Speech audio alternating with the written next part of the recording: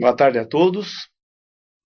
É uma satisfação estarmos retornando às atividades do curso durante essa semana, né? Tivemos um feriado na semana passada.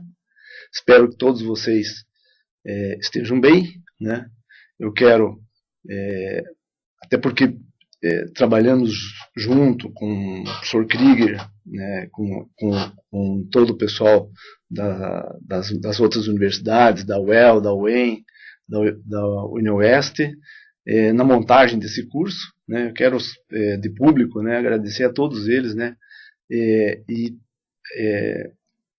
até pela satisfação que a gente está tendo de ter colocado o curso para funcionar. Ele teve alguns percalços iniciais, né, e nós agora estamos dentro de uma normalidade, de uma tranquilidade, né. Tanto os nossos alunos já estão bem ambientados, né, com todos os recursos que estão sendo colocados.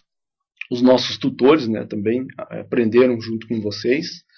Os nossos professores, né, o meu caso, por exemplo, né, e caso de outros professores que não tinham assim, uma experiência maior na EAD, né, a minha experiência ela já de algum tempo, né, então faz alguns anos que eu não venho a esse estúdio, né, então eu quero pedir desculpas também caso eu cometa alguma falha. Então eu quero fazer esse agradecimento de público a todos vocês e principalmente aos nossos alunos, né? Tanto os residentes, né, que estão atuando aí nas várias secretarias, nas suas atividades, quanto os nossos servidores, que eu tenho tenho encontrado em diversas situações, né, tanto na secretaria, na SET, nas demais secretarias, e tenho sempre procurado saber deles o que estão achando do curso, qual é a avaliação, né, porque nós temos aquela avaliação online que é mais formal, mais metodológica mesmo, né? E eu procuro sempre conversar com as pessoas, né? Procurar saber por que estão, no caso das desistências, o que está acontecendo, por que estão abandonando o curso ou não estão acompanhando, e tenho tido o retorno, na maior parte das vezes, dizendo que o curso é muito bom, né? Eu não posso, isso deixa a gente bastante feliz, mas que algumas coisas poderiam, e numa próxima versão, ou até durante o andamento desse curso, nós podemos melhorar. Então, a gente está sempre muito receptivo a críticas, a sugestões, e no sentido de fazer com que esse curso realmente chegue a um bom termo, né? Nós estamos já no 7º mês do curso e conseguimos, né, fazer com que esse curso chegasse até aqui dentro de uma normalidade. Tivemos aí alguns percalços, né, como foi dito no começo. O mês passado também tivemos um problema em relação à parte administrativa, com as bolsas, mas eu tenho certeza que a gente vai superando esses problemas aí e vamos dar o encaminhamento necessário para esse curso. Eu gostaria, em nome da coordenação também, aproveitando, uma vez que e eu vou repetir essa informação no final da aula, porque eu percebo também, eu acompanho todas as aulas, né, pelo ambiente de aprendizagem, né, pelo AVA, e eu noto assim que as pessoas vão entrando no curso, né, até 2 e pouco, 2 e meia, né. Quer dizer, o curso de EAD não é muito diferente do curso presencial, né, sempre tem o pessoal que chega atrasado. Então eu vou dar essa informação agora para quem já está online e vou repetir essa informação no final da aula, no final do curso, né. E depois o professor Krieger vai postar, né, se é que ele já não postou, essa novidade. Nós teremos ainda mais 2 semanas de aula, né? Então hoje nós estamos no dia 22/11, teremos a semana que vem, 29/11, com a Lucimara, né, arquiteta Lucimara da CIU, e no dia 6/12 com o Wagner, também lá da secretaria, e o Vitor, né, Mangualde, que está na outra disciplina das 4 às 6. Então eles vão trabalhar essas 2 semanas. Estava previsto para o dia 13 de dezembro um seminário presencial. Nós resolvemos, junto à coordenação e depois também junto ao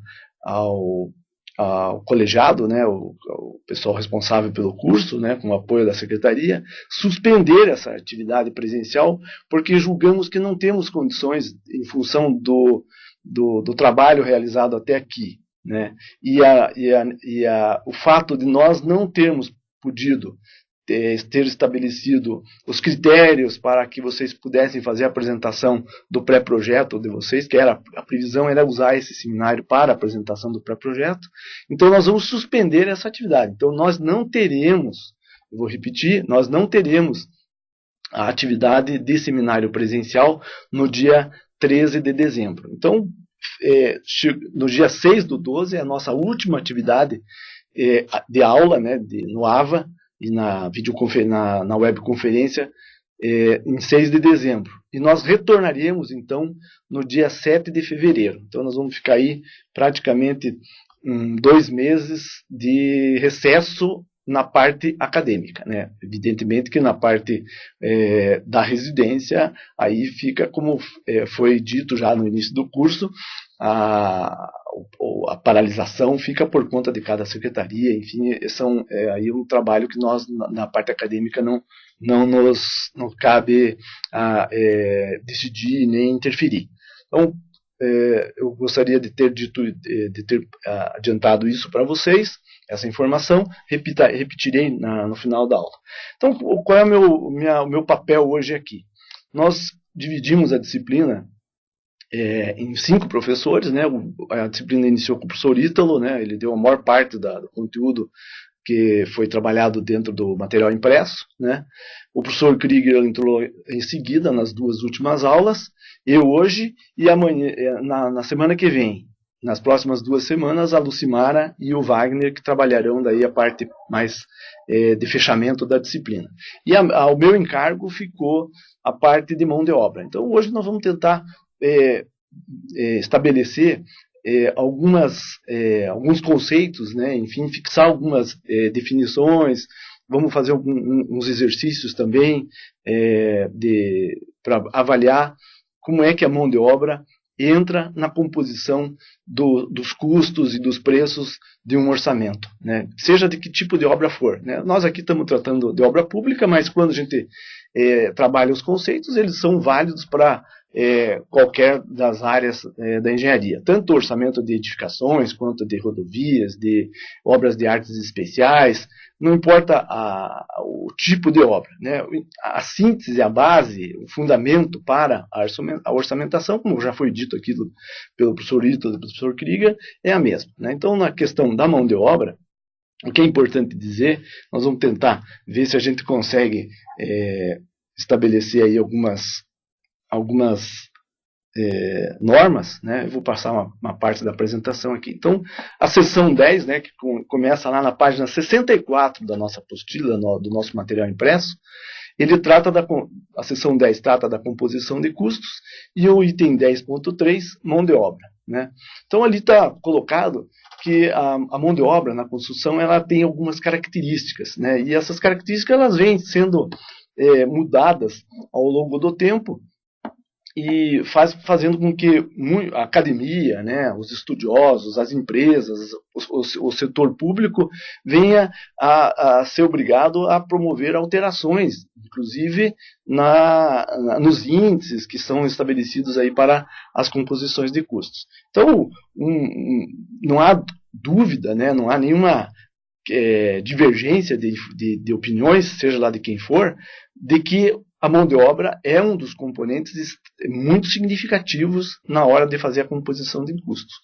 Evidentemente que ele pode variar de um percentual mínimo até um valor bastante elevado na composição final, né? Se nós tivermos uma atividade que é essencialmente mão de obra, por exemplo, a limpeza de um terreno, com uso de ferramenta manual, por exemplo, ela é essencialmente constituída, a sua composição, por mão de obra. Então, não entrará ali nessa composição desse custo material, energia, equipamentos e assim por diante. Então, vocês podem perceber que nós podemos ter a mão de obra quase que tomando a totalidade da composição desse custo, e também podemos ter uma outra situação em que a mão de obra é muito pequena, né, em relação ao volume, ou o custo, ou o valor do material que é empregado. Isso a gente pode perceber em várias áreas da engenharia, né.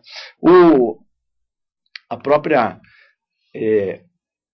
a mão de obra ela é considerada por todos, né, enfim, como uma questão estratégica. Ninguém vai conseguir trabalhar na construção civil se não tiver noção exata do que está acontecendo em termos de oferta, né, dessa mão de obra. Nós podemos ganhar uma concorrência ou estabelecer até, no caso do serviço público, que uma determinada obra vai ter que ser construída num determinado lugar, vamos dizer, distante, né, uma região de fronteira, uma região pouco desenvolvida, pouco habitada. Nós vamos ter grandes dificuldades se nós não levarmos em consideração a existência e a possibilidade de levar mão de obra para esse lugar. Então é uma questão de estratégia também saber em que pé que está a questão da mão de obra na hora que vamos desenvolver o planejamento de uma obra. É um recurso escasso, né, não há dúvida disso, né, em vários países mais desenvolvidos já não existe determinado tipo de mão de obra, né. Eu vou citar o exemplo do ajudante, do nosso servente aqui no Brasil.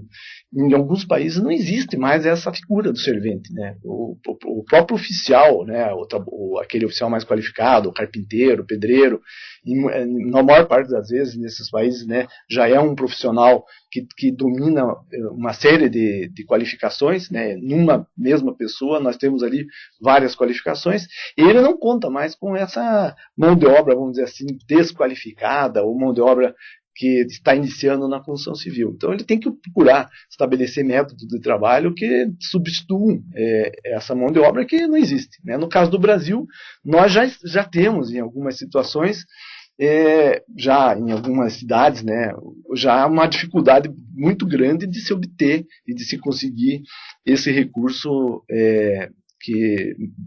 na parte dos recursos humanos.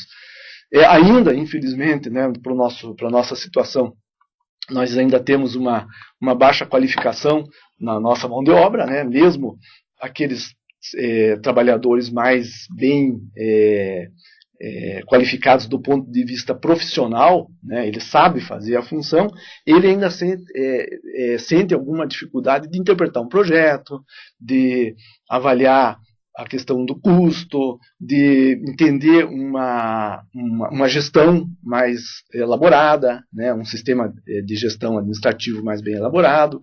Então nós ainda encontramos, né, na construção, no ambiente da construção, alguma dificuldade em relação a essa problemática que trata da qualificação.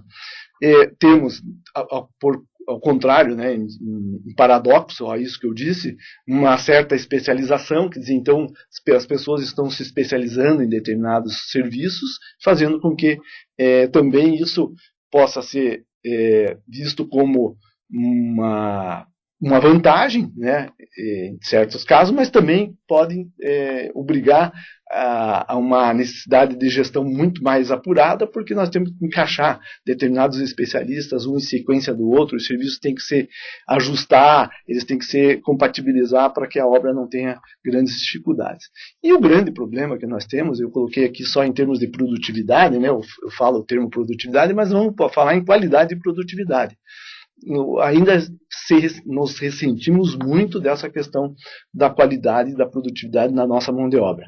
O nosso trabalhador ainda o trabalhador brasileiro, ainda a média, vamos dizer assim, de produtividade nossa é muito baixa em relação aos trabalhadores europeus, americanos, né? Até pelo método do trabalho. Nós aqui ainda cultivamos ainda a execução de obra sendo feita de uma forma assim mais tradicional. Sempre que a gente vê e encontra em determinadas obras alguns métodos de trabalho mais bem elaborados, mais bem trabalhados, a produtividade dessa mão de obra e a qualidade do serviço, do produto, do processo, ele melhora significativamente. Então, eu procurei colocar alguns itens, né, não são só esses, mas esses são alguns deles, né, que fazem com que a gente possa estabelecer uma certa caracterização da mão de obra na construção. Eu vou na questão da composição dos custos da mão de obra, né? Vejam aqui no próximo slide.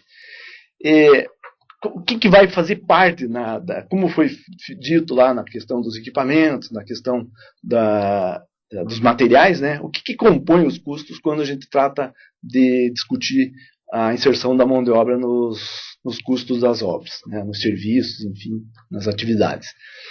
O principal deles é o salário, evidentemente, que é o que vai ser pago ao trabalhador, né? E os encargos sociais trabalhistas, que no caso do Brasil, como já foi dito aqui, já foi colocado, e a própria apostila, né, já coloca ali duas tabelas, né, na página 68 e 69, uma tabela onde os encargos sociais e trabalhistas aparecem, um percentual bastante elevado, né? Isso em razão de conquistas trabalhistas, de ganhos que foram acontecendo ao longo desses anos todos, né? A origem dos encargos trabalhistas remonta à CLT. Então ela é da década de 30, né, no governo do Getúlio Vargas, e ela vem se ampliando daquele tempo para cá. Agora, por último, o governo federal, agora em 2013, ele, através de dois instrumentos legais, né, ele criou a possibilidade de desonerar a incidência dos encargos sociais nas obras, até para poder incentivar, né, fazer com que a gente tenha um aumento na produção e na possibilidade de existência de obras, e isso com o objetivo, evidentemente, de desenvolvimento, né.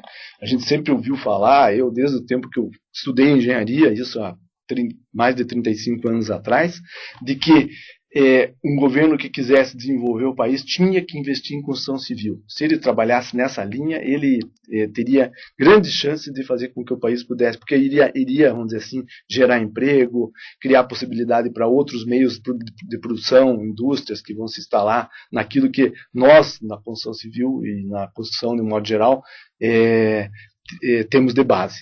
Então, esses encargos, eles sempre oneraram muito isso, né? E o governo federal, através dessas duas medidas agora em 2013, desonerou, né, a parte da folha de pagamento. Então existem duas opções, né? A tradicional, que é manter os 20% de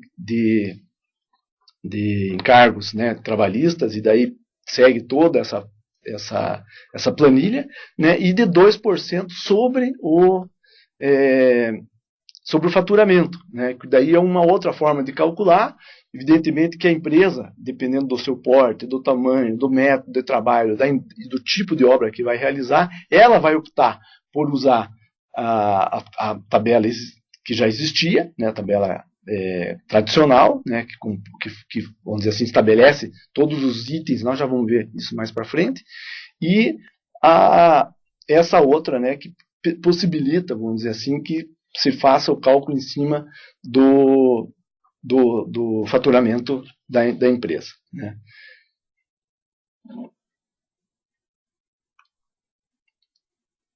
Então nós vamos também comentar alguma coisa com vocês em relação a índice de produtividade e mais propriamente também em relação a como se fazer apropriações. Vou passar para o próximo slide aqui. Vejam aqui, ó, esse slide, ele foi um trabalho que vem sendo desenvolvido por esse engenheiro, professor, né, chamado Serpel Blay. Ele é um chileno, né? Vocês sabem que o Chile, nas últimas décadas, né, teve assim um grande avanço na área da construção civil e também na área acadêmica, né, na área, uma produção bastante grande de trabalhos publicados nessa área. E esse engenheiro, esse professor, né, que é da Universidade Católica do Chile, ele estabeleceu o seguinte, que os trabalhadores, né, eles, em geral, isso naquele momento, vamos dizer assim, né, em geral, os tempos que um trabalhador leva para desenvolver um determinado trabalho, não importa que trabalhador seja, né, qualquer tipo de trabalhador, né, seja oficial, ajudante. O tempo dele é dividido em 3 tipos de tempo, né, os tempos produtivos, os improdutivos e os tempos auxiliares. Né. Os tempos produtivos são aqueles tempos gastos, né, na execução de uma tarefa em que agrega valor ao produto. Então, um exemplo, né, muito clássico, né, a hora que um trabalhador está colocando um tijolo numa parede, né, usando da sua pazinha de pedreiro, colocando a argamassa e assentando o tijolo, ele está agregando, ele está colocando um produto, um tijolo sobre uma parede. Então ele está agregando valor ao produto. Aquele tijolo tem um valor, o trabalho dele também é remunerado, então ele tem um valor, então ele está exercendo um trabalho produtivo. Né? Os auxiliares, os tempos auxiliares, que são aqueles tempos gastos, por exemplo, esse mesmo trabalhador, esse pedreiro, para ele verificar se os tijolos estão no prumo, se estão nivelados, ele utiliza algumas ferramentas. Esses não agregam valor ao produto, porque o tempo que ele fica ali avaliando que se essa parede está no prumo, se essa parede está nivelada, é um tempo necessário, porque ele está pensando na qualidade do serviço que ele está executando, né? Mas não agrega valor. Quer dizer, se ele ficar muito tempo fazendo essa tarefa, esse tempo auxiliar vai influir no custo final do produto, porque embora não esteja sendo agregado nenhum valor, mas ela vai custar, vai implicar em custos de produção. E o restante do tempo, no caso desse estudo feito pelo Serpell Blay, ele estudou milhares e milhares de trabalhadores durante muito tempo, ele verificou que 30% do tempo, né, gasto pelos trabalhadores no desenvolvimento de uma tarefa é tempo improdutivo. É o tempo que ele fica fumando, conversando, se deslocando de um lugar para outro. Quer dizer, então ele não está nem avaliando o trabalho e nem produzindo nada. Então esse tempo é improdutivo. E nessa avaliação que ele fez, na década de 90, ele chegou a essa conclusão, que esse tempo total, né, em uma hora de trabalho, 20 minutos seriam gastos produzindo efetivamente, 20 minutos seriam tempos auxiliares, que ele gastaria avaliando o projeto, medindo, colocando o prumo, transportando. O transporte, por exemplo, do tijolo até a parede é um tempo auxiliar. Por quê? Eu não consigo fazer a parede se eu não trouxer o tijolo até lá. Mas ele não agrega valor. Se a distância de transporte for muito grande, é muito provável que eu vou ter um acréscimo de custo na minha obra, né, no serviço que eu estou executando, mas não terei um ganho, né, porque não estou produzindo efetivamente nada. E os outros 20 minutos seriam tempos improdutivos, que o trabalhador estaria gastando, fazendo outras coisas que não efetivamente atuando no seu serviço. Não sei se vocês lembram, certamente os residentes, né, que são alunos de idade bastante nova, né, são engenheiros recém-formados, arquitetos, enfim, que estão agora começando a carreira, não vão lembrar, porque acho que não eram crianças na época.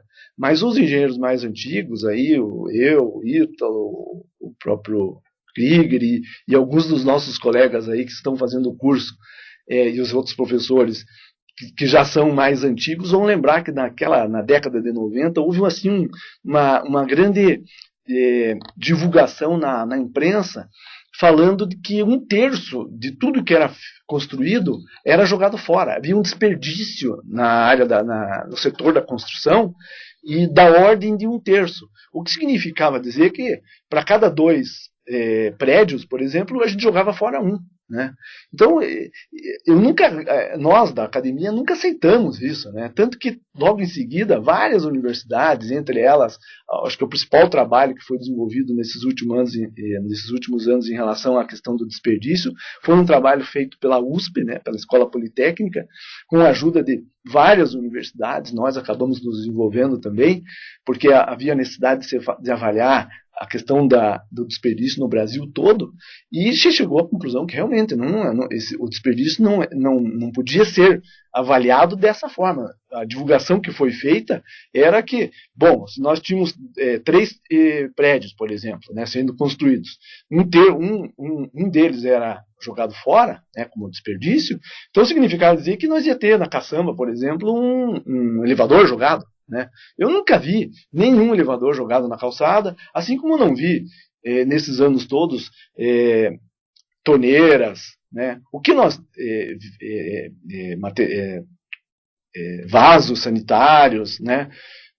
Luz, equipamentos de iluminação. Então, o que a gente percebe e vê claramente é um desperdício relativamente alto ainda, né, em relação à questão das argamassas, né, dos entulhos, né, geralmente produzindo aí através quebras de tijolo, areia, pedra, agregados, né, que são colocados aí nas caçambas, né. Então, não havia como a gente acatar e entender, né, e aceitar que o desperdício na construção civil fosse nesse montante. O que a gente estudou e depois verificou, e realmente havia esse desperdício, vamos dizer assim, era na questão da mão de obra. Então, o trabalho feito pelo Serpel Blay deu esse fundamento, né, quer dizer, embasou a construção a trabalhar a questão da qualidade da produtividade, né, vários programas, né, nós temos no Brasil um grande programa de qualidade e produtividade nas obras, né, para fazer com que esse estado de situação, esse estado de coisa pudesse sofrer uma alteração. Então, o que foi feito de lá para cá foi avaliar as perdas materiais, chegar à conclusão de qual era o percentual de perdas que ocorriam em termos de material, né?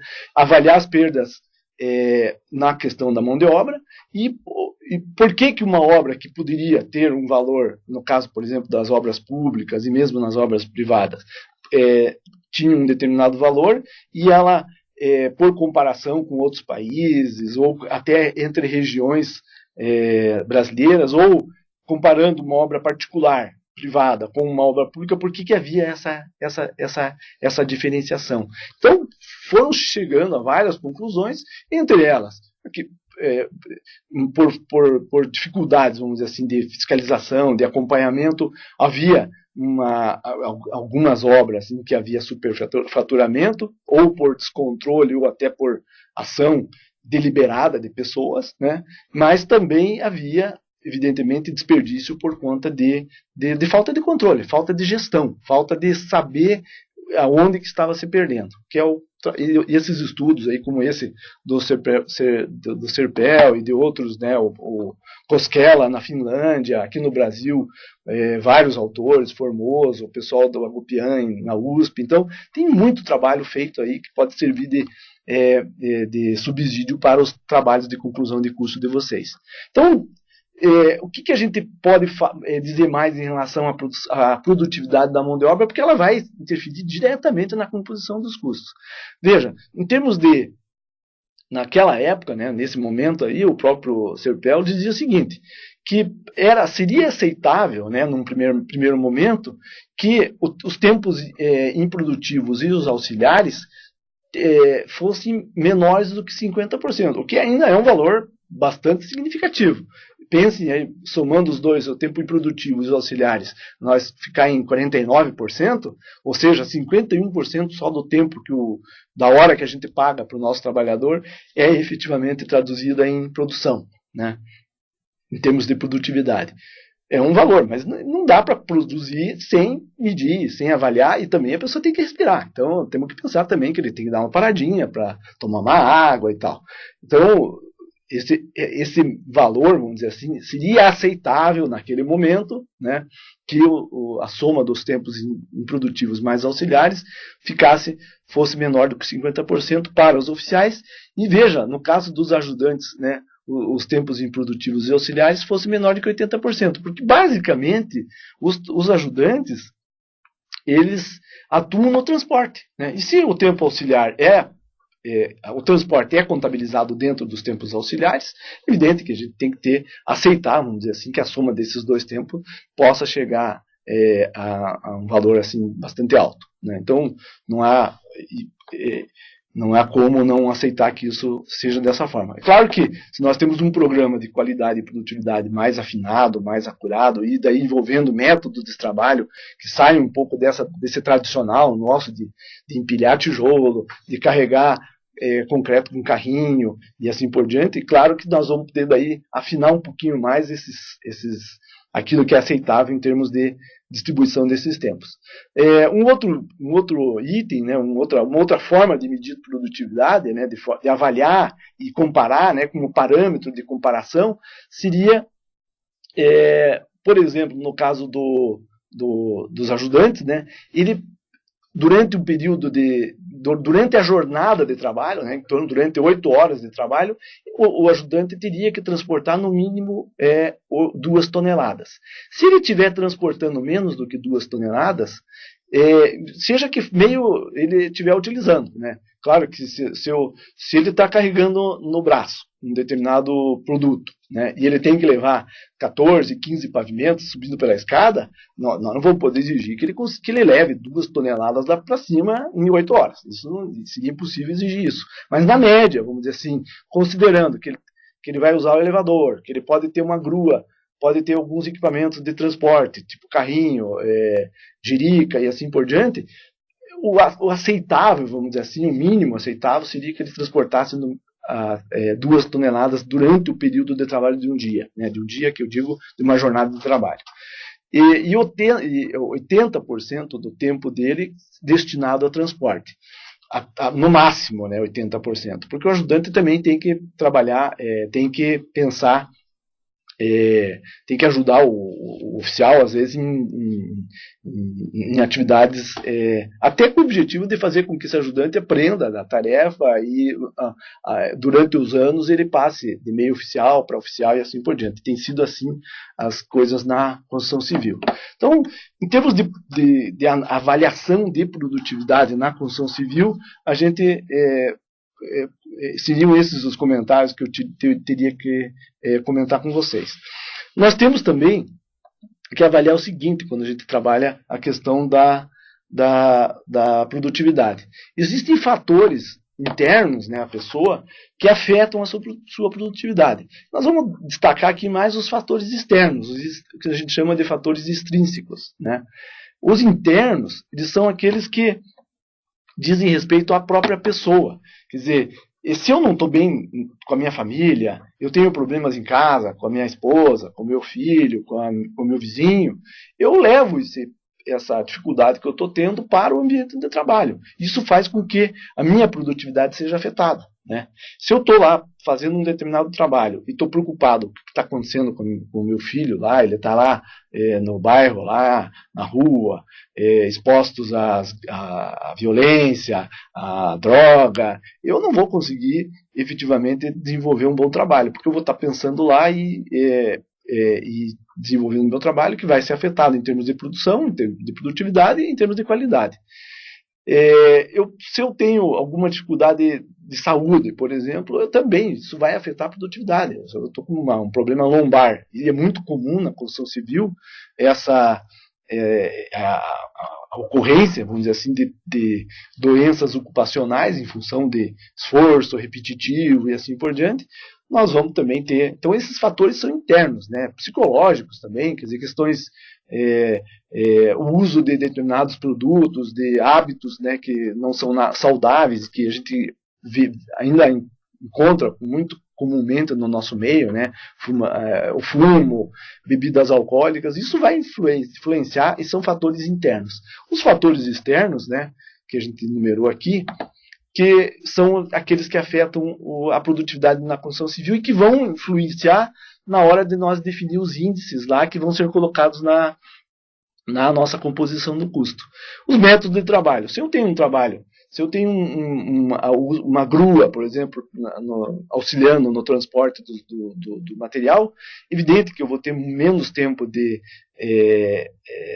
servente, o trabalho do oficial vai ser agilizado, porque ele vai ter o material perto, com mais qualidade, né, em pallets, a distribuição desse material ao longo das estações de trabalho também, quer dizer, isso tudo, o método de trabalho, vai influenciar na nossa produtividade e também vai influenciar no índice que a gente vai colocar lá na nossa composição de custo. Sistemas de saúde e segurança também vão influenciar, quer dizer, eu tenho andaimes apropriados, adequados, isso vai fazer com que o trabalhador também desenvolva melhor essa tarefa, sem a dificuldade de se deslocar ao longo da obra. Meios de controle, qualidade e produtividade, quer dizer, eu tenho que ter meios adequados, não posso nem ter meios excessivos de controle, nem meios e não ter nenhum controle, porque também isso vai afetar de alguma forma a produtividade e os custos na construção.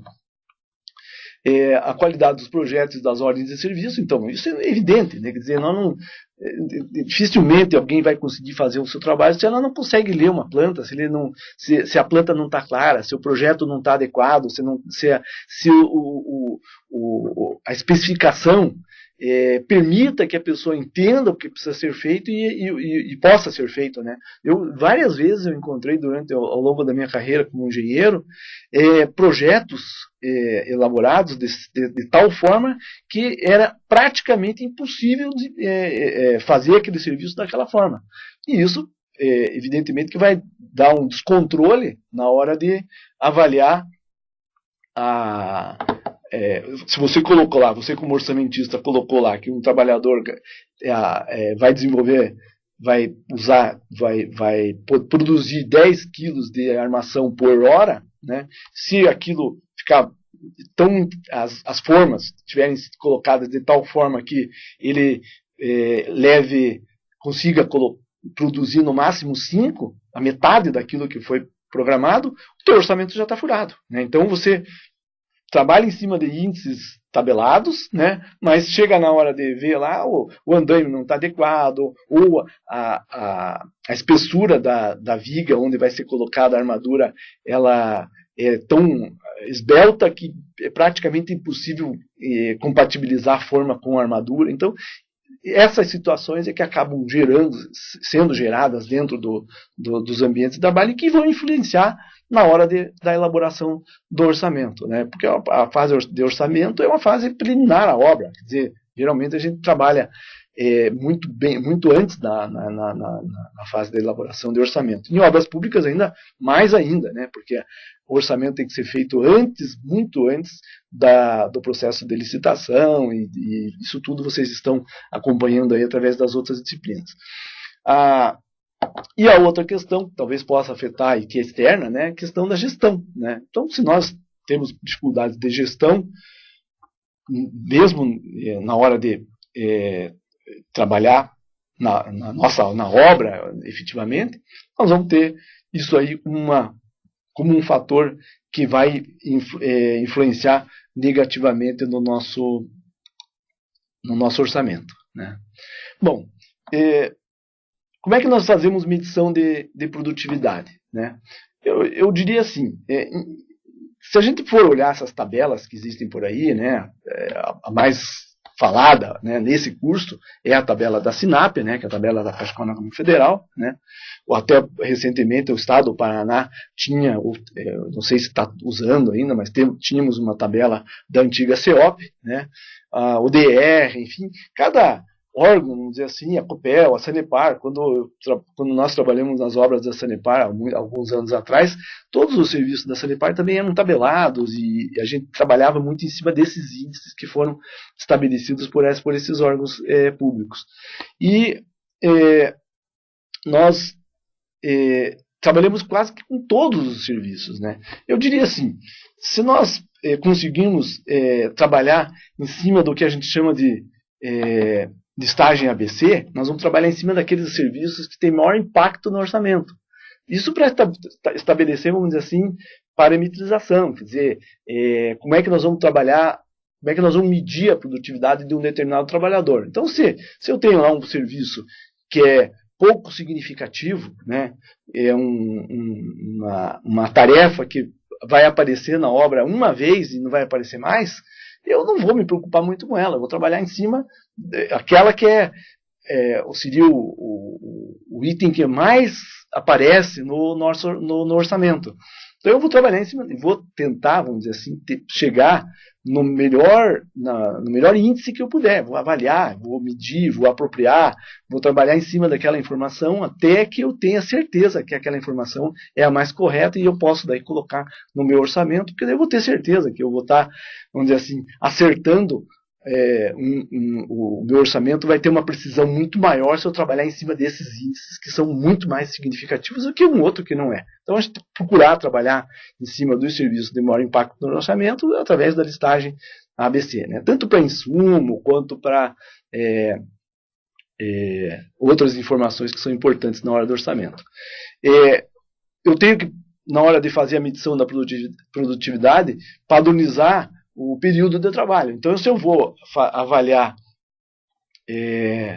fazer a avaliação de armadores, por exemplo, né, eu vou ficar lá durante um determinado período, durante uma fase do dia, né, eu vou ter que estabelecer uma média, né, porque estatisticamente a gente sabe, por exemplo, que um trabalhador ele começa pela manhã num determinado ritmo, ele vai aumentando esse ritmo, ele atinge um ritmo adequado durante ali depois das 9 horas, 10 horas, vai até 11h30, depois esse ritmo começa a baixar, porque começa já a haver fome, o cara já começa a querer parar para poder ir para o almoço, e assim por diante, ele retorna à tarde, ele tem um outro tipo, não é a mesma produtividade que tem no período da manhã.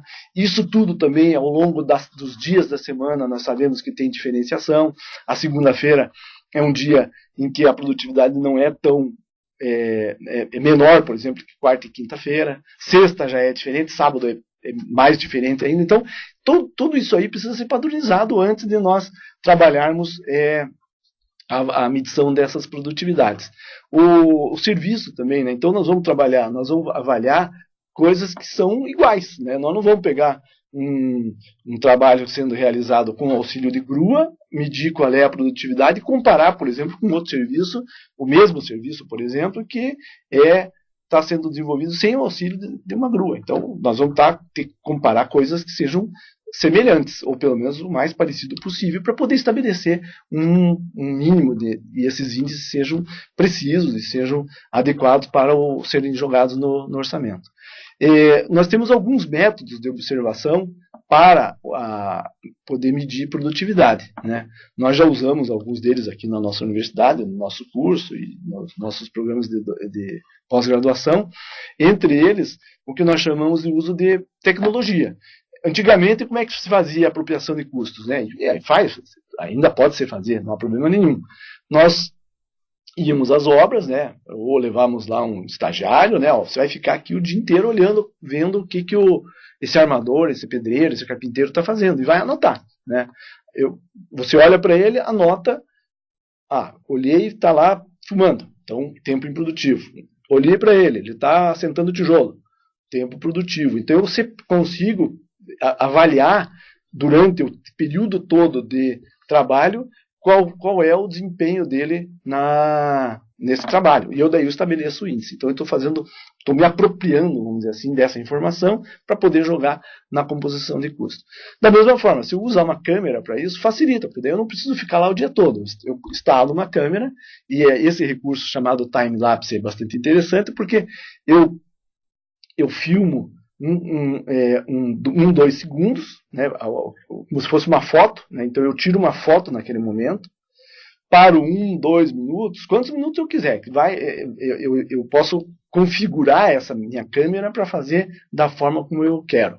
E eu consigo depois, avaliando um dia inteiro de trabalho, eu consigo avaliar em 10 minutos, né? Porque estatisticamente é a mesma coisa que eu estivesse lá e a cada vez que eu olhasse, eu anotasse alguma coisa. Se eu estabelecesse um ritmo de a cada minuto eu dar uma olhada e anotar o que o cara está fazendo, eu através do time-lapse eu consigo ganhar tempo, porque eu vou fazer essa avaliação lendo e vendo o filme depois, ou essas fotos, né, tiradas ao longo do dia, em 10 minutos no máximo, até menos, né? A gente consegue ver aí, tem vários vídeos no YouTube, né, de obras assim que são a câmera fixa ali, e a obra vai se desenvolvendo assim num ritmo muito acelerado, justamente porque são fotos, uma foto tirada por dia. Então, se é uma obra de 2 anos, por exemplo, um edifício que levou 2 anos para ser construído, nós vamos ter aí umas 600 fotos, né? E essas fotos colocadas rapidamente uma em seguida da outra faz com que aquela obra se desenvolva ali através desse recurso. Então nós podemos usar essa ferramenta que é bastante interessante. Nós podemos também fazer a avaliação como usar como método de observação para avaliar, medir produtividade por empenho. O que significa avaliação por empenho? Se eu tenho determinados serviços em que eu tenho certeza, né, que o meu trabalhador, por eu conhecer o meu trabalhador, por saber o tipo de trabalho que ele vai fazer, eu tenho certeza que ele vai fazer naquele tempo, né? Isso é muito comum, por exemplo, quando a gente vai levar o nosso carro, por exemplo, para fazer a revisão, né? Então, nesses carros mais novos agora, a revisão já é retirar determinadas coisas e colocar rapidamente ali, se tira praticamente todo o sistema e coloca um novo, né? Isso tem um tempo bastante estabelecido, já padronizado. Isso é por empenho. Então eu não preciso ficar avaliando, medindo, apropriando, observando esse trabalho, porque eu sei que por já trabalhos estabelecidos anteriormente, basta que eu receba depois uma ficha, né, com esse valor empenhado, vamos dizer assim, né, trabalhado para desenvolver a tarefa. E o por apontamento, quer dizer, aí é o exemplo tradicional, né? Então eu tenho lá, o apontador fica na obra lá controlando quantas horas o trabalhador fez para colocar as formas e tal, até para pagamento, né, porque determinados tipos de obras hoje já são feitas por medição de serviços de terceiros, produtividade, existe uma premiação por produção e assim por diante. Então, esses apontadores nos fornecem as informações com base em tabelas existentes, né, e nesses trabalhos científicos aí que estão colocados, a gente consegue, daí, bom, se ele ficou lá durante um dia inteiro para fazer 20 metros quadrados de alvenaria, por exemplo, eu desconto daí o que é produtivo, o que é auxiliar, né? Eu sei mais ou menos quanto que eu posso dispor disso e eu estabeleço então daí o índice que vai ser colocado lá na nossa tabela de composição. Enfim, essas informações todas depois precisam ser trabalhadas estatisticamente, né? Precisam ser comparadas, né? Então nós vamos chegar num índice, por exemplo, nós vamos chegar lá num índice de 0,10 quilos de armadura por hora, que seria um índice aceitável, vamos dizer. Eu medi isso, eu cheguei nessa informação. Bom, eu vou comparar com tabelas existentes, né? Ou com índices existentes no país, fora do país, em outros estados, em outras cidades, e vou verificar se realmente aquilo que eu fiz está adequado.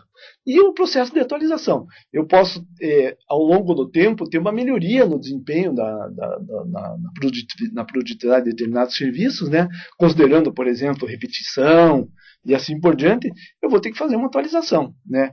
Se eu não tomar cuidado com isso, na hora de eu montar o meu orçamento, eu posso errar para mais ou para menos, né? Se eu estiver trabalhando com índices inadequados.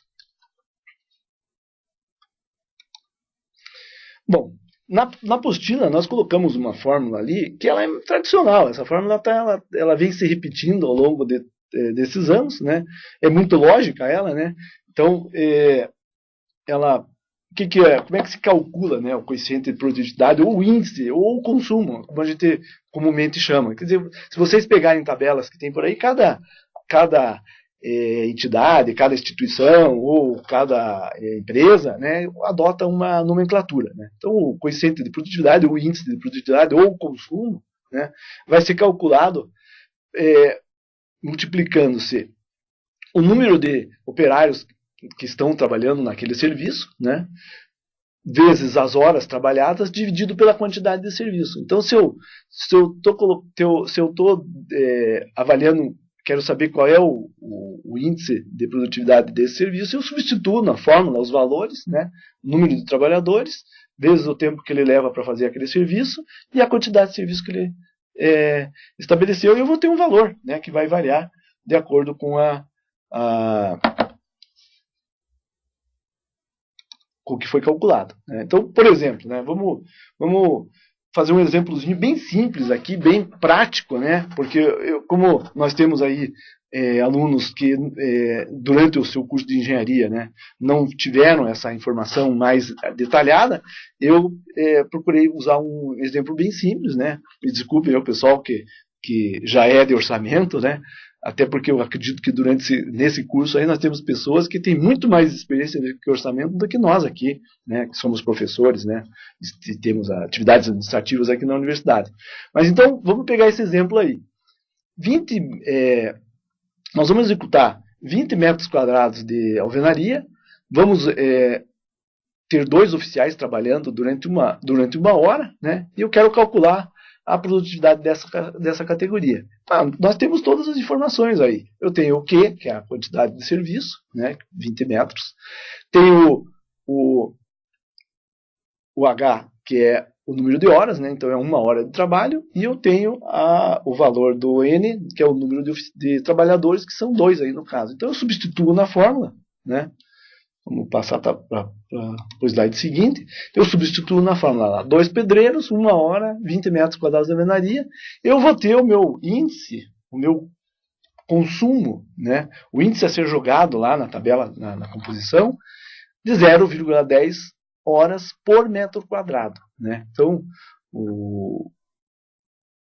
esse nosso trabalhador, né, seria o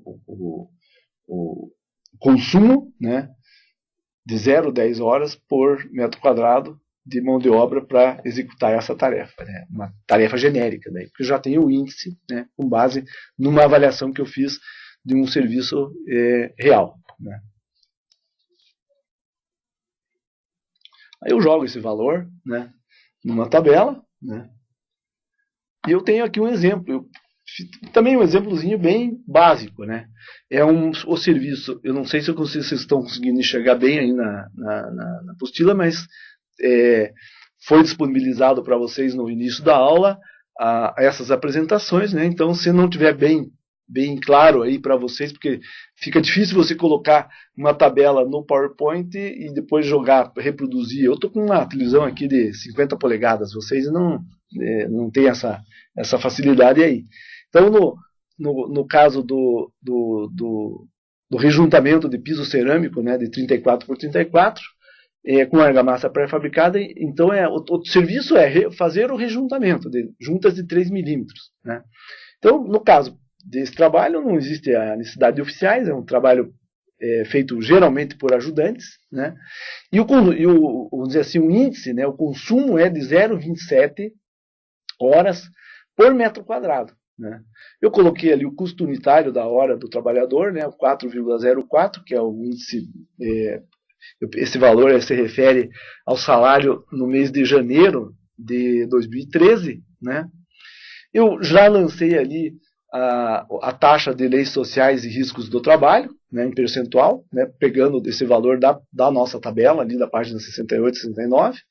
Joguei ali então o valor correspondente ao custo, né, que é considerado para as leis sociais, e o custo dos materiais. Né? Então está ali jogado também 0,25 quilos por metro quadrado, que é o consumo de material para esse rejuntamento.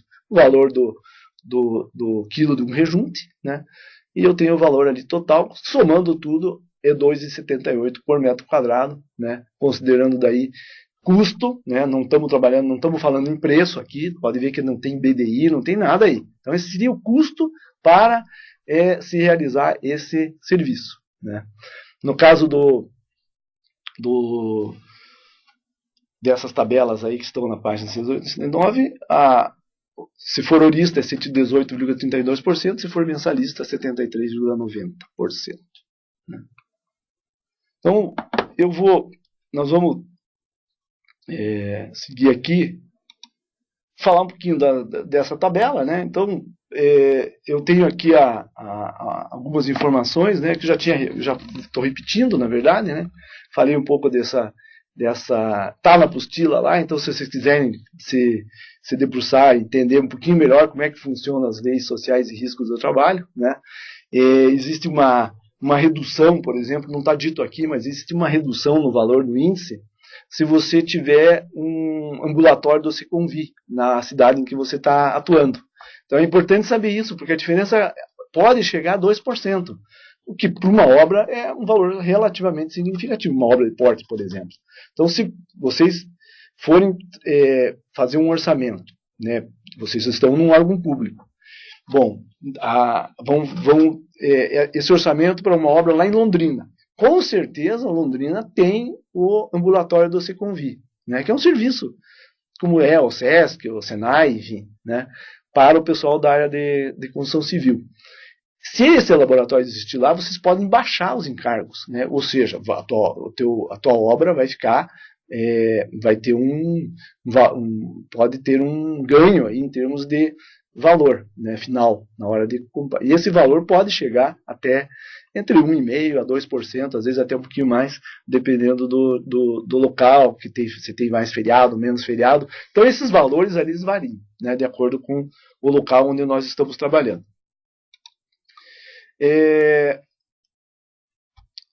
Aqui, só para comentar com vocês, né, que essas tabelas elas são divididas em grupos, né? Então existem incidências, né? Eu estou colocando aqui a tabela sem a desoneração, né? Existem grupos de incidências, né? O INSS, que é o maior índice ali, 20%, depois todos os índices relativos ali, a SESI, SENAI, está lá na apostila. Esses valores estão lá tanto para mensalista como para aurista, né? Então o grupo A trabalha em cima disso, o grupo B são outros valores, o grupo B são incidências do A sobre o B, né? E o grupo D também trata de incidências, né, de itens sobre outros. Isso aí tudo foi ganhos e conquistas trabalhistas e, enfim, interpretação de leis, né, dando esses, vamos dizer assim, fazendo com que esses valores fossem aumentando cada vez mais. Eu me lembro que quando a gente trabalhou lá na década de 80 com orçamento, nós trabalhávamos lá com valores assim da ordem de 80%, né? Hoje nós estamos trabalhando com valores de 118%, já chegamos a trabalhar com índices aí de taxas de leis sociais de 130%, 129 e pouco por cento, né? Então, vocês vejam que isso aí varia muito de acordo com a época, de acordo com as ações do governo e os incentivos que os governos querem dar. Nesse endereço que vocês estão vendo aí embaixo, né, e tem na apostila também, vocês podem fazer um download, vamos dizer assim, dessas tabelas aí, né. Bom, eu vou passar para vocês um exercício, e daí nós vamos dar um intervalo, eu vou dar 15 minutos aí para vocês fazerem. 15 minutos seria o suficiente, né? Já estamos aí às 3 horas, né? Já estamos chegando nas 3 horas. Esse exercício está lá tem uma planilha lá que eu postei também para vocês. Podem pegar, é uma planilha Excel. Vocês vão poder fazer esse exercício usando essa planilha Excel, né? Quem não conseguir baixar, eu deixo durante um tempo ali para que vocês possam copiar, mas eu acho que é tranquilo, né, baixar essa planilha lá. Quem até nessa altura do curso não sabe ainda baixar uma planilha, daí tem que voltar lá para trás, né, para a disciplina de introdução, né, e começar tudo de novo. Então esse exercício é o seguinte: eu quero que vocês respondam a seguinte questão, né? Então o exercício trata da composição de um serviço onde vai se elaborar armaduras, né, de aço CA50, considerando aquisição, transporte, manuseio, corte, dobra e fixação. Esse serviço está sendo contabilizado em quilos, né? Nós temos ali a mão de obra necessária, né, de ajudante e armador, né, o consumo de cada um deles, né, o valor unitário, e vocês vão ter que agora fazer colocar a formulazinha ali nas colunas de custo parcial e custo total, né, da mão de obra, e custo total parcial e total de material. Né? Então, ali no caso do material utilizado, é o CA50, né, 10 milímetros, e o arame recozido deve ser o número, esse aí deve ser o número, pelo valor que está ali, deve ser o número 16. Valores atualizados. Eu peguei esses valores agora, durante essa semana, quando eu estava preparando esse material para trabalhar essa aula de hoje. Então, esses valores aí são atualizados, esses valores de custo, né? Todos eles são reais. Né? Se tiver algum erro aí e alguém quiser apontar, por favor, fiquem à vontade. Deixa eu ver se tem alguma pergunta aqui antes de eu ir para o intervalo. Né? E nós já vamos ver aqui. O pessoal está bem lento aí na questão das perguntas. Né? Eu estou abrindo aqui deixa eu voltar aqui no Residência aqui. Espera um pouquinho aí. Já voltamos aí.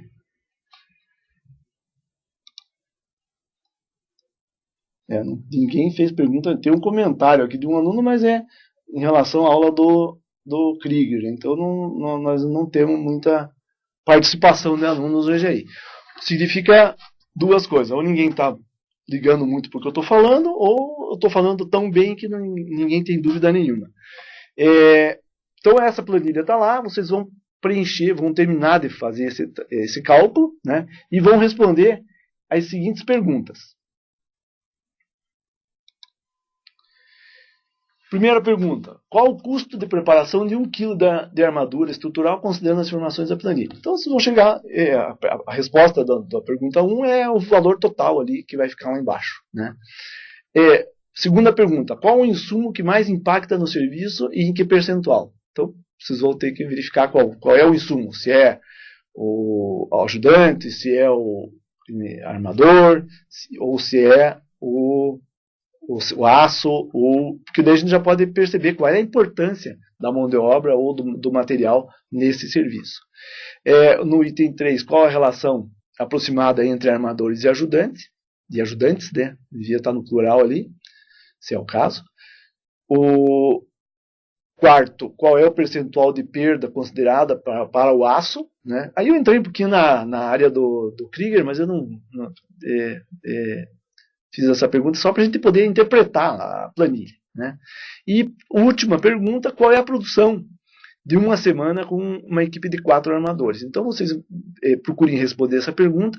Eu gostaria que vocês colocassem essas respostas na plataforma, então lancem ali pro professor de vocês, né, pro tutor, né, lancem ali pro tutor, e depois que nós voltarmos do intervalo, né, vai ser de 15 minutos de intervalo, mais o tempo que vocês vão levar para fazer esse exercício, e nós voltamos daí, voltamos trabalhando nesse exercício aí com as respostas. Então, gostaria que vocês dessem um retorno, fizessem perguntas, questionamentos, para a gente poder saber quem está participando, quem não está.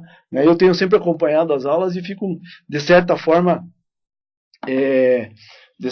eu fico um pouco chateado assim de não ter tanto questionamento, né, em relação ao que está sendo colocado, até como incentivo. O professor, e alguns de vocês são professores também, né, às vezes a falta de pergunta, às vezes também deixa a gente meio chateado. Puxa vida, pessoal, a gente sempre pensa que as pessoas estão desinteressadas, enfim, do assunto. Né? Então, se alguém quiser dar um incentivo para um velho professor, por favor, fiquem à vontade. Então vamos dar um intervalo, paramos agora e voltamos às 15h20, ok? Até lá.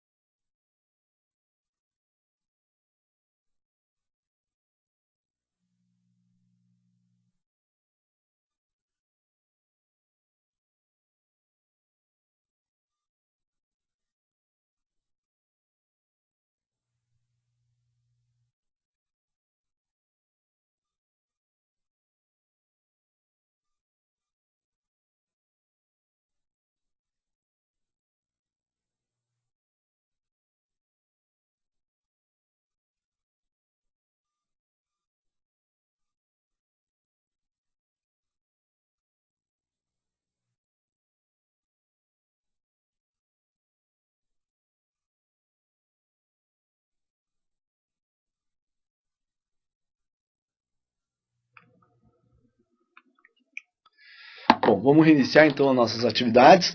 Eu vi já que aqui pelo AVA nós já temos alguns alunos postando algumas planilhas já, né, respondendo o nosso exercício. Aproveitando, né, o professor Krieger está aqui fora, né, foi feita uma pergunta pela nossa aluna Franciele, né, no começo da aula, e ela, como eu comentei ali a respeito da não realização do seminário e da disciplina de metodologia, do pré-projeto, ela fez uma pergunta querendo saber a respeito da entrega da atividade de metodologia, o que está faltando, né? O professor Krieger conversou com o professor Generoso agora há pouco, né, em função dessa pergunta, desse questionamento, e ficou combinado o seguinte: vocês vão entregar a atividade de pré-projeto no seminário que vai ser, nós vamos postergar esse seminário que era para ser realizado agora em dezembro, provavelmente lá para meados de abril, maio, nós vamos fazer esse seminário. Então essa tarefa, essa atividade vai ficar postergada para lá. O professor Generoso vai postar agora, hoje ou amanhã, enfim, essa semana, algum detalhamento maior a respeito dessa informação, inclusive com um modelo, ele vai colocar lá na disciplina, de pré-projeto e assim por diante. Então não se preocupem que a gente está cuidando disso, né? Vocês vão receber essas informações aí logo em seguida. Então vamos lá, vamos ver aqui, deixa eu ver se tem mais alguém que fez mais alguma pergunta, né?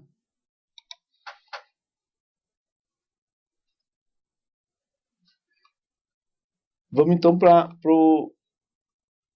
a resolução do nosso exercício, né?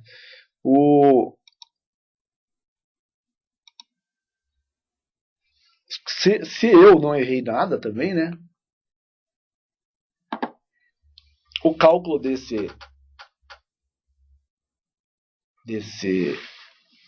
a composição do custo desse serviço aí, né? Que é serviço de armação,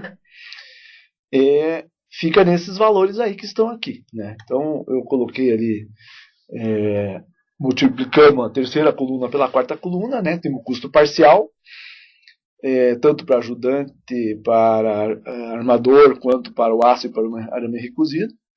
As leis sociais, né, incidem apenas sobre a mão de obra, né? Lembrando que nós estamos fazendo aqui uma composição de custo, né? Então não tem BDI aí, não aparece o BDI, né?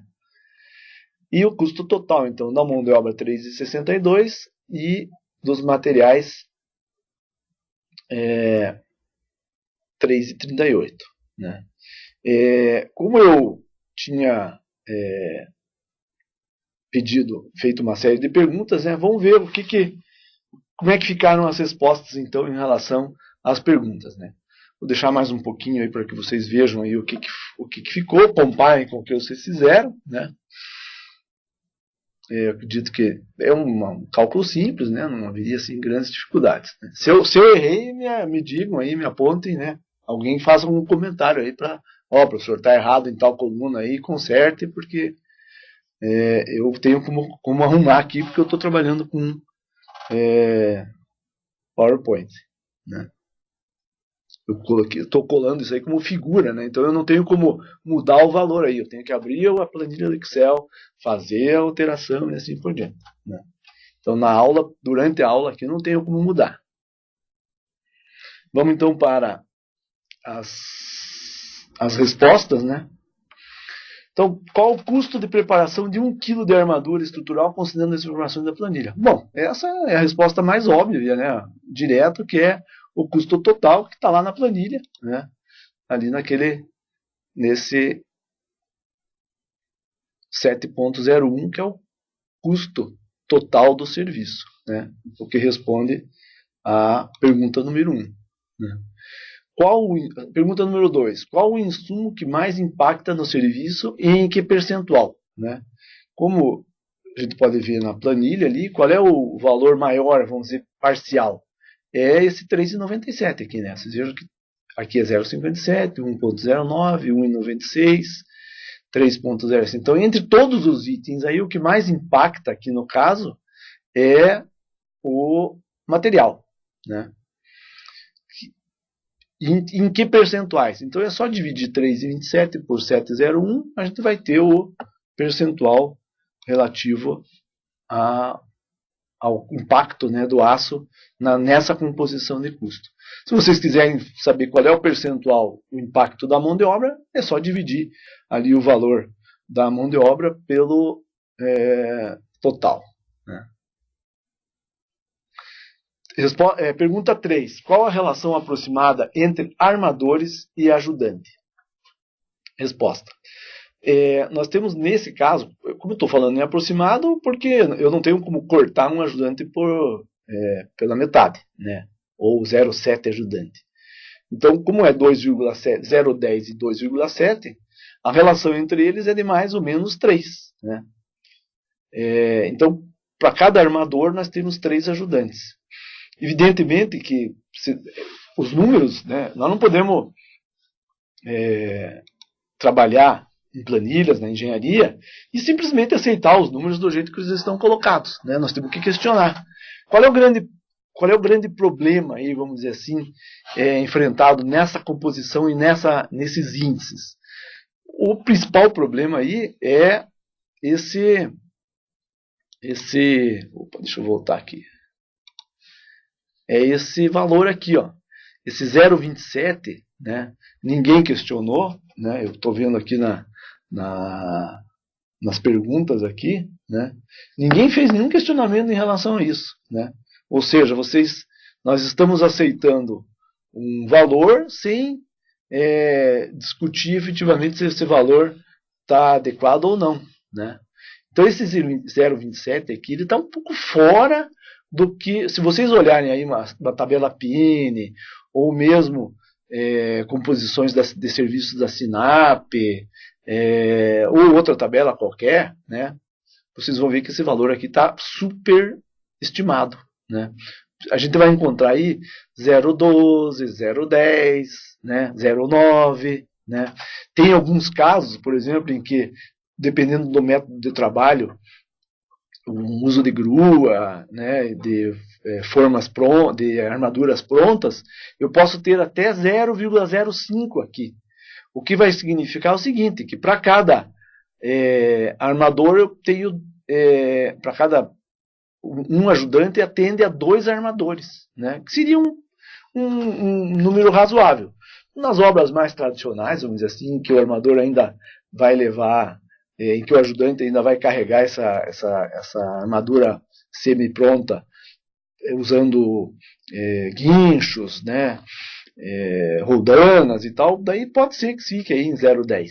Né? Então esse valor aqui realmente está super estimado, né, está super dimensionado, e é importante que a gente faça essa análise. Né? Eu não vi ninguém fazendo, pelo menos até agora não, mas depois eu dou mais uma olhadinha lá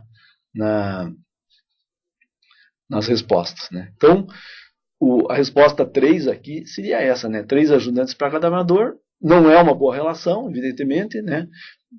É muito provável que a gente tenha sérios problemas de transporte aí. Né? Dificuldades de transportar os materiais. Considerando que os ajudantes, praticamente todo o trabalho deles é envolvido em atividades de transporte, né? Esse 0,27 deve ser em decorrência disso. Né? Vamos lá para as próximas respostas. Cadê o meu? Aqui, ó. A quarta pergunta é: qual o percentual de perda do aço que foi considerado aí para esse exercício? Então, quem respondeu 10%, e se eu tiver certo, acertou, né? Vamos voltar na planilha, né? Vocês vão ver lá aonde é que aparece esse 10%. Aparece aqui, ó. Para 1 kg de armadura, né, eu considerei 1,10. Né, então eu estou considerando que eu tenho 10% de perda de material. Perdas decorrentes de cortes, né, perdas no transporte, perdas de retrabalho, enfim. Então é considerado, vamos dizer assim, não é um índice bom, né, se a gente considerar que nós vamos jogar fora 10% de todo o aço que nós vamos colocar na nossa obra. É um valor relativamente alto. né? A gente precisa mudar um pouco esse conceito. Quando a gente trabalha na construção civil, a gente joga 1.10, 1.15, assim como se fosse uma coisa mais natural do mundo, né? Mas pense jogar 10% de sei lá quantas toneladas de aço que vão ser usadas numa edificação. É muita coisa, né? Precisamos melhorar os nossos métodos de trabalho, né? E a última pergunta é: qual é a produção de uma semana com uma equipe de 4 armadores? Tranquilo, né? Eu coloquei 4 armadores, eles trabalham 44 horas por semana, né? Então, no Brasil, a jornada de trabalho na construção é de 44 horas, né? E dividir pelo índice de produtividade, né? Pelo consumo. Eu vou ter, então, ao final de uma semana, 1.760 quilos de aço colocados, né, na minha obra, né? Considerando essa planilha que a gente trabalhou aí, né? Ok? Exercício simples, né? Só para dar uma ideia de a gente poder interpretar também uma planilha. Faça uma planilha, trabalhe a planilha, né? E depois verifiquem se aqueles dados que vocês estão falando lá têm coerência, né? Não adianta nada nós trabalharmos com os números, nós dominarmos o uso da planilha, dominarmos as informações, e daí a hora que a gente vai ver lá, erramos numa dimensão, né? A gente verificou, a gente está corrigindo agora, os tutores estão corrigindo aí as tarefas que vocês estão colocando lá do professor Ítalo, né? Teve gente ali que, infelizmente, se enganou em dimensões, em escalas, né? Então, você às vezes erra uma unidade, por exemplo, você vai ter sérios problemas. Depois, imagina se comprar errado, né? Eu preciso de alguns centímetros cúbicos de areia e eu coloco metros cúbicos. Vai dar um impacto bastante significativo, né? Na hora que chegar lá 10, 20 caminhões de areia lá, você não sabe onde colocar, né? Então esse cuidado tem que ter, analisar os dados, as informações para poder ter coerência naquilo que está sendo feito, né? Bom, vamos voltar então ao conteúdo da disciplina. E o que eu... Bom, até agora, então, o que nós fizemos? Nós falamos como dentro daquela linha de sequência que foi estabelecida entre o que a gente pretendeu fazer, eu, o Ítalo e o professor Krieger. A parte, então, relativa à mão de obra é isso aí. Quer dizer, agora é, claro, estudar, trabalhar aí atrás das informações, né? E eu queria falar para vocês agora, aproveitar o restante do tempo que nós temos na aula, do que nós estamos fazendo em termos de para frente. Quer dizer, o que nós vamos continuar fazendo orçamento usando Excel, usando planilha? Tem gente fazendo alguma coisa mais adequada, né? Então eu vou tentar mostrar para vocês aqui algumas ações, né, que estão sendo desenvolvidas, que vão impactar nessa área de orçamentação, né, que é uma área, vamos dizer assim, que, como qualquer outra área da engenharia, as pessoas que vão trabalhar nela precisam gostar, né? Eu sempre me dei muito bem, né? O Krieger também, vocês viram pelo entusiasmo que ele teve durante a aula. O início da carreira dele como engenheiro foi como orçamentista, eu também, o Ítalo também. Então a gente se apegou, eu me apeguei muito assim a essa questão, e eu venho trabalhando no curso de engenharia já há bastante tempo nessa linha, né? Envolvendo planejamento, gestão, gerenciamento de projetos, orçamentos, planejamento e controle de obras. Então é uma área que eu gosto, que eu me dedico, né? E a gente tem procurado também, como pesquisador, como professor, também desenvolver alguma coisa. Então o que eu percebi assim de novidade e de tendências para a área de orçamentação que vão nos ajudar a ir para frente, né? E quem for trabalhar nessa área, que cobre depois desses todos aí que eu estou citando, essas ferramentas aí, né? A Caixa Econômica, né? Essa é uma informação que eu estou antecipando, a Lucimara vai trabalhar essa questão com vocês nas próximas aulas, né? Mas a Caixa Econômica contratou a Fundação de Desenvolvimento de Tecnologia de Engenharia da USP, né? Agora em 2002, acho que o ano passado, ou agora no começo deste ano, e vai se fazer um levantamento em mais de 5.000 composições que a SINAP hoje ela conta com 5.300 composições, né? E ela quer ver se essas composições elas estão batendo, porque tem composição ali que foi feita provavelmente por engenheiros que atuaram no meu tempo de orçamentista e que vem se repetindo. Quer dizer, então, por falta de tempo, por falta de apoio governamental, ou enfim, também não cabe aqui criticar. O importante é que estão querendo corrigir, estão querendo arrumar agora. Então nós temos que aferir. Né? Nós estamos, se a gente fizer uma analogia com a saúde, nós estamos tirando a pressão, né? Tirando a pressão é errado também, né? A minha mulher é da área da saúde, a gente fala que a gente não tira a pressão, a gente mede a pressão. Então nós estamos medindo pressão usando um equipamento que está sucateado, que está velho, a gente não sabe se ele está medindo corretamente. Então nós não vamos saber nunca se a nossa pressão está boa ou não está. Se nós estamos trabalhando com índices, com valores que foram desenvolvidos lá na década de 80, muita coisa aconteceu na área da construção civil, na área das edificações, na área da arquitetura, enfim, no mundo inteiro, né? Se a gente lembrar o que a gente fazia na década de 80, o que a gente faz agora, os meios que a gente dispõe, muita coisa foi mudada. Então há necessidade de fazer essas aferições. Então a Caixa Econômica contratou essa fundação lá da USP e vão fazer a avaliação de 5.000 composições nesses próximos 5 anos. É um trabalho de fôlego, exaustivo. Ele dividiu em lotes, né? E no Paraná quem vai fazer esse trabalho é o TECPAR, que é um órgão vinculado à nossa secretaria, a Secretaria de Ciência, Tecnologia e Ensino Superior, e vão, para o caso aqui, vão avaliar 400 composições no Paraná todo. Né? É bem provável que também as universidades sejam chamadas pelo TECPAR para colaborar nessa aferição dessas composições. A CEIU, né, a nossa Secretaria de Infraestrutura e Logística, o Paraná como é que é o nome desse Paraná Edificações, né, PRED, e o DR tem um sistema, acho que foi o EDR que começou com esse sistema, né, chamado Sistema de Custos e Orçamentos, né, o SCO, e que a arquiteta Lucimara e o engenheiro Wagner vão trabalhar com vocês nas próximas 2 aulas, né, mostrando como é que funciona esse sistema. Eu acredito que muitos de vocês, né, tanto residentes quanto os servidores, já usam esse sistema aí, e é um sistema que também vem para melhorar o desempenho e a qualidade dos orçamentos no serviço público do Paraná. Nós, aqui no âmbito da universidade, eu estou falando agora da UEPG, porque não chegamos a conversar com os nossos colegas de outras universidades, mas a gente sabe que tem trabalho sendo realizado em várias frentes, né?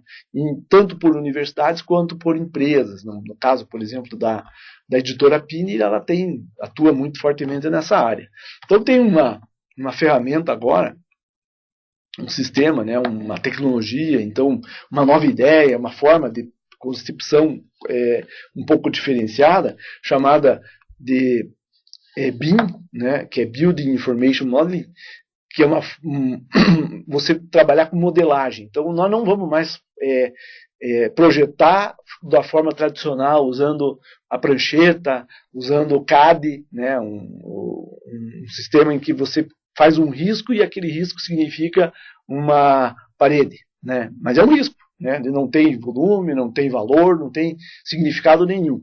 No uso dessas ferramentas, já se pensa em modelagem. Quer dizer, você monta a obra e vai dizendo, isso aqui é uma parede, feita de tijolo, usando argamassa, revestida com uma argamassa de emboço, com pintura, janela, enfim, aberturas. Então, aquela parede passa a ser uma coisa real. É um modelo, mas ela tem as mesmas características que ela vai ter quando for construída. Então a gente trabalha com modelagem. Então isso eu vou falar um pouquinho também do que a gente está fazendo aqui em termos de universidade. E também vou comentar com vocês um sistema de orçamentação online que nós estamos desenvolvendo aqui. Estamos em fase de testes, né? Vou mostrar algumas das tabelas que nós temos lá já desenvolvendo. Então o que é esse trabalho que nós estamos desenvolvendo? É um projeto de pesquisa, né, onde a gente vai avaliar se realmente, e vamos desenvolver, né, nós estamos desenvolvendo um software para a elaboração de orçamento de obras a partir de informações importadas de programas que fazem modelagem arquitetônica, né, de edificações, usando a tecnologia BIM. O software que nós estamos utilizando para pegar essas informações é o ArchiCAD, né, um programa europeu, bastante robusto, né, e que já trabalha como se fosse em modelagem. Então esse projeto ele vai se desenvolver, ele começou em 2012 e vai até início de 2015. Então nós vamos passar o ano que vem inteiro ainda trabalhando nesse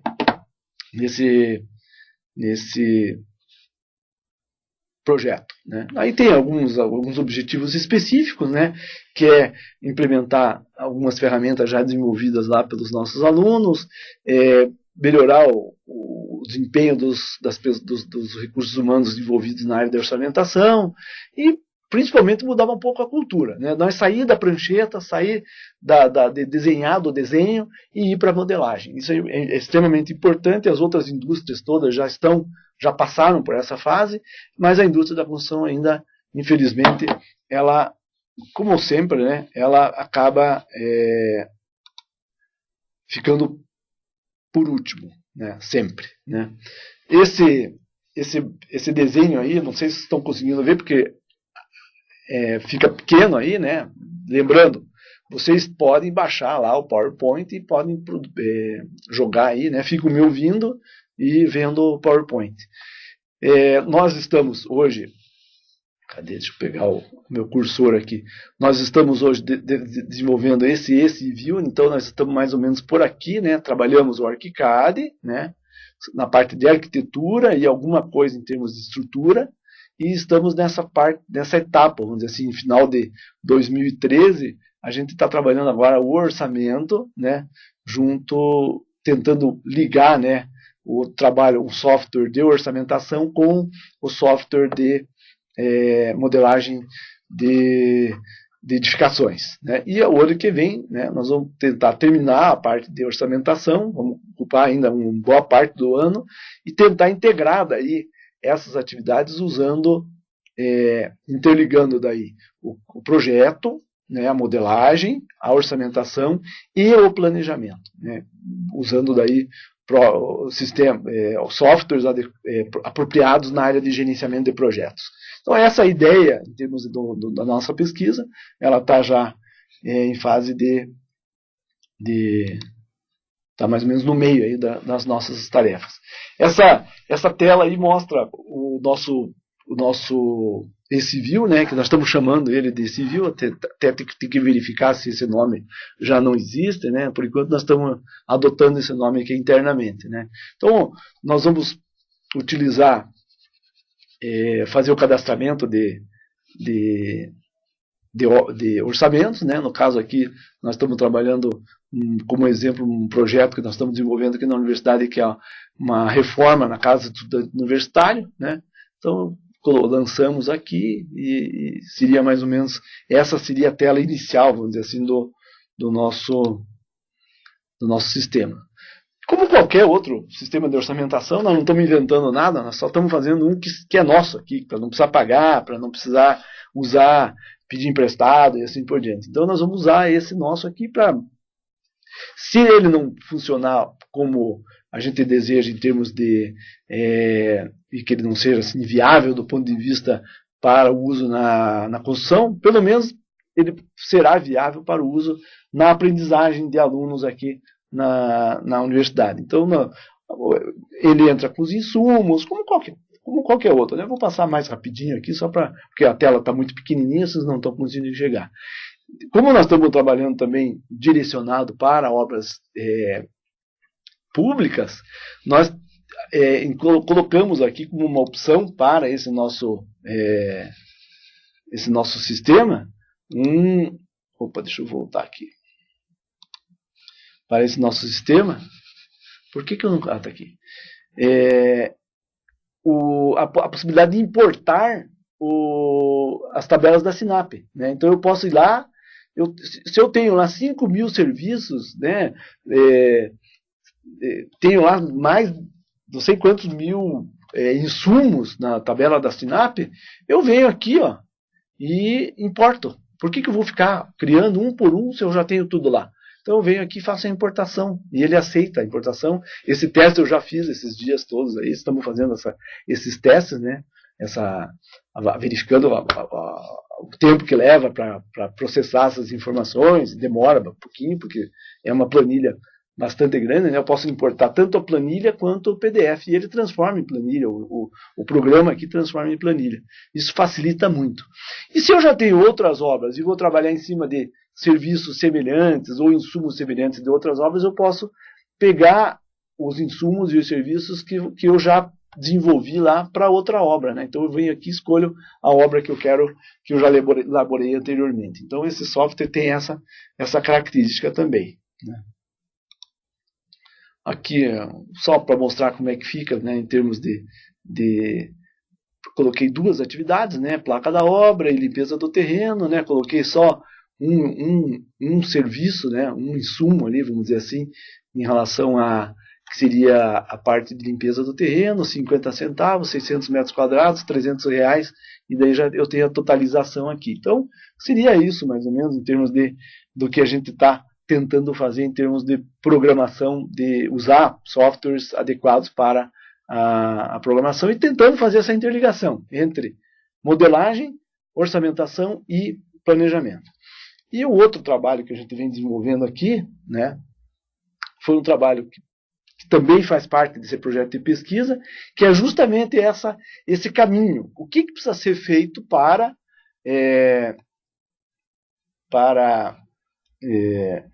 deixa eu vir aqui. Que ferramentas, né, vamos precisar usar para fazer com que a modelagem converse com o orçamento, né? Então, o professor Krieger orientou uma aluna chamada Caroline, né, Carolina. Eu orientei, né? Então, fizemos um trabalho de parceria aí para poder desenvolver tentar processar essas informações que são extraídas lá do ArchiCAD. No caso, ela utilizou o ArchiCAD, né, mas podia ter utilizado outra ferramenta qualquer, né? Nós estamos utilizando o ArchiCAD porque ele é cedido aqui na universidade gratuitamente, então é um programa educacional, né? Então a gente está utilizando outros, mas a gente sabe que tem outros e que pode ser tão bom quanto o ArchiCAD. E com o objetivo de fornecer informações para a orçamentação. O que ela fez? Ela pegou uma casa popular, né, bem dentro daquilo que a gente estava trabalhando, em termos de Minha Casa Minha Vida e tal. Então ela foi em cima de uma casa padrão, que já tem orçamento bem definido, bem vamos dizer assim, preciso, né, muito preciso, e trabalhamos em cima dele. Então ela projetou usando modelagem, né? Ela modelou essa casa padrão popular usando o programa, o software de desenho, né? De modelagem, né?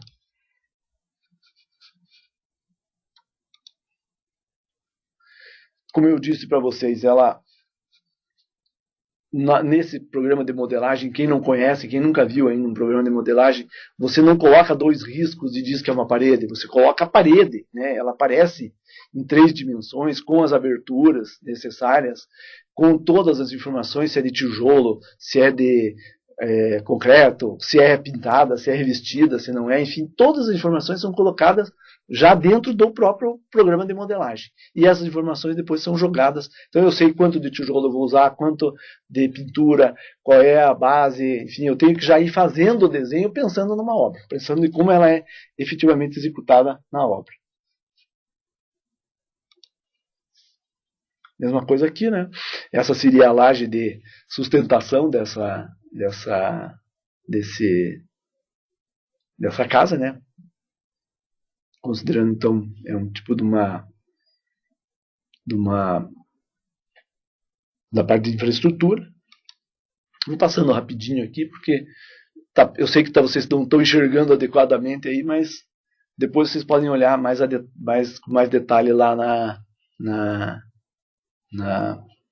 E vejam que no caso aqui ela foi comparando também usando, nesse caso ela não usou a SINAP, ela pegou a TCPO. Então ela já foi trabalhando as informações, né, de consumo de material que são estabelecidos na norma, na tabela de composição de preços e orçamentos da PINE. Né. Então ela foi trabalhando, fazendo os levantamentos, jogando. Isso aqui são tabelas do próprio ArchiCAD, né? Então o próprio elemento já é colocado aqui, né? E o que ela precisou só é lançar valores semelhantes àqueles que, né? No caso aqui, por exemplo, do concreto, a quantidade de pedra, ela variou de acordo com... Nesse caso não teve variação, né? Porque a quantidade é a mesma, né? Mas variou aqui as resistências, né? Tem três monitores aqui, eu me bato às vezes com esse cursor aqui. Ela depois transportou. Bom, eu não consigo fazer todo o processamento de informações só no ArchiCAD. Então, qual é o elemento de ligação entre o ArchiCAD e o software de orçamentação? Ainda é uma planilha, né? Então nós ainda vamos ter que continuar durante algum tempo. Isso a gente já verificou na bibliografia existente, né? Que ainda há necessidade de utilização do Excel. Então não vamos achar que daqui um pouco já podemos nos livrar do Bill Gates. Não, nós vamos ainda depender um pouco do Excel para poder desenvolver o nosso trabalho, né? Então aqui ela já transportou essas informações para cá, pro Excel, né? E assim foi, né? Então, para cada tipo de material, né, ela foi lançando, né? Depois ela pegou essas informações já definidas, né, e jogou num programa também da Microsoft, que também estamos usando o MS Project, porque ele é gratuito aqui para a nossa universidade. Nós temos uma versão educacional, então para nós não há problema nenhum em usar esses softwares, né? Mas podíamos ter usado uma outra planilha, um Open, né? uma planilha aberta, enfim, sem problema nenhum, né? Eu não estou fazendo aqui propaganda da Microsoft, não tenho nenhum vínculo com eles, né? Então aqui ela pegou essas informações, passou já começou a estabelecer a cronologia, o cronograma, né, das atividades que vão ser desenvolvidas lá, né, com base nas informações passadas pelo orçamento, né. Então está aí, né, a relação de precedência entre as tarefas, né, então como é que é feita as atividades e a relação. Eu preciso primeiro fazer o baldrame, depois que eu faço o lastro de concreto e assim por diante, né? Tem aí toda a lógica, né, do sequenciamento de atividades que são normais, vamos dizer assim, da área da engenharia, né? Daí foi lançado as necessidades, né, de pessoal, de material, de equipamentos, né, usando o Project na sua... tudo que ele tem de recurso disponível para planejamento, né. Foi feito o nivelamento, né, também desses recursos, né, porque, como vocês sabem, quando a gente faz um orçamento, ele é estático, né, você analisa quantidades de serviços necessários, através dos índices você estabelece qual é a mão de obra que vai ser utilizada lá, qual é a quantidade de material e assim por diante. A gente chama isso de orçamento estático.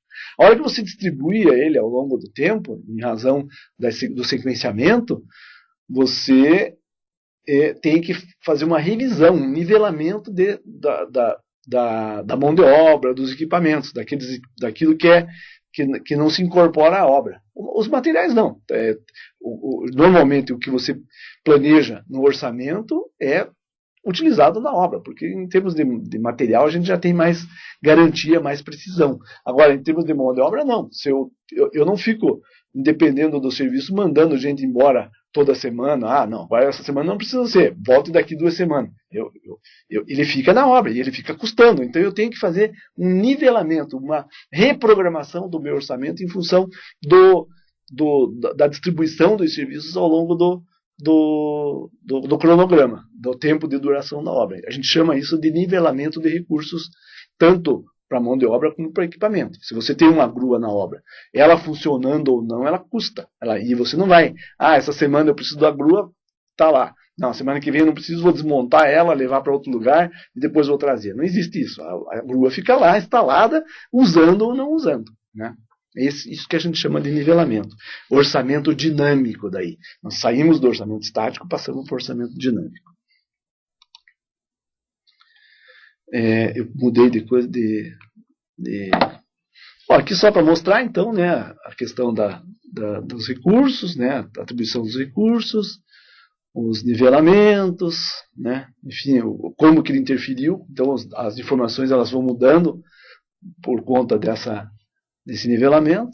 E aqui o cronograma final ali do project, né? Como é que ele está e as responsabilidades todas, né? Quem que faz o quê, quem que trabalha em cada uma das atividades, né? Tudo com base no orçamento. Bom, a Caroline, né, e o Krieger, enfim, nós chegamos a uma série de questões que a gente analisou, né, e de conclusões, né? Então a gente percebeu assim que dá para ir para frente, né? Não perdemos a motivação. Deu um trabalhão grande, né? Principalmente para a aluna, né? Para a Caroline, mas eu acredito que a gente estamos num caminho, né?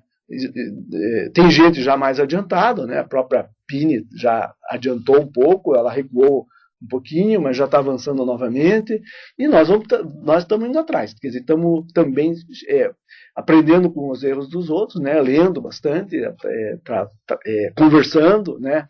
Nós trouxemos aqui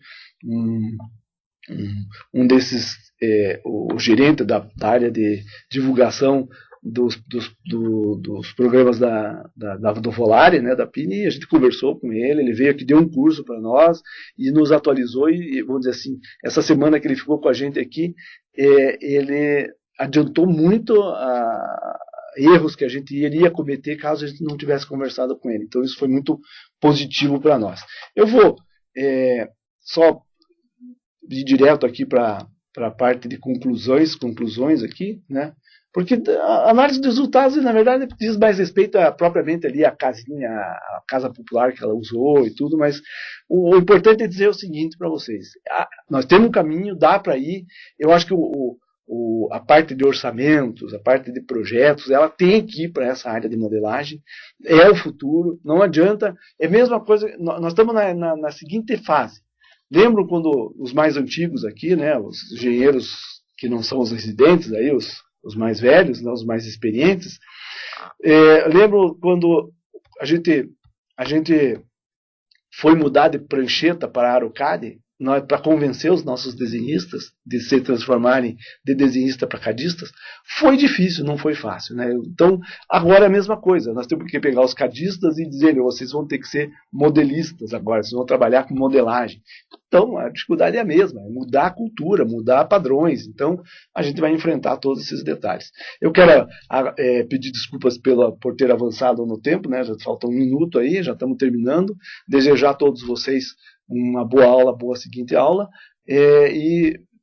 Lembrando, então, nós não faremos o seminário do dia 13, ou seja, o Krieger, inclusive, já colocou essa informação. Vocês entram em férias no dia 6/12, né? Então nós temos mais a semana que vem, dia 29, e a semana seguinte, dia 6/12, as duas aulas com a Dulcimar, o Wagner e o Vitor, e voltamos em 7 de fevereiro. Então, eu quero desejar para vocês bom Natal, feliz Ano Novo, boas férias. Eu vou estar acompanhando as aulas ainda pelo AVA. E qualquer dificuldade que vocês tenham, por favor, entrem em contato comigo, com o Krieger, que a gente está aí para tentar ajudar. Boa tarde.